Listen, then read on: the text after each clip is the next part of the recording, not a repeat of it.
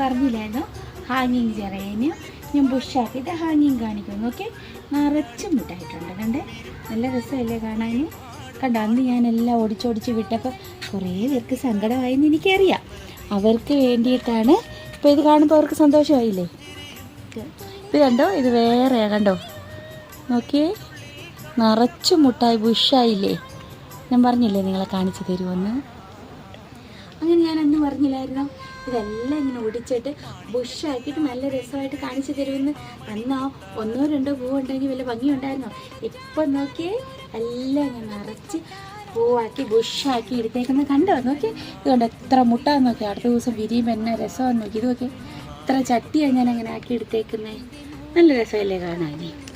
അപ്പോൾ എങ്ങനെയുണ്ട്? ഞാൻ അതുകൊണ്ട് ഇതിനെയൊക്കെ കുറച്ചുകൂടെ ബുഷാക്കാൻ വേണ്ടിയിട്ട് ഇതിനെല്ലാം ഞാൻ ഒടിച്ചൊടിച്ച് വിടുക. എന്തിനാണെന്നറിയാവോ? ഇതുപോലെ ബുഷാക്കി, ഇതിനേക്കാൾ ബുഷാക്കിയിട്ട് കാണിക്കാവേ. ഈ ചട്ടിയാനെ ഇതെല്ലാം ഞാൻ ഒടിച്ചു വിടും.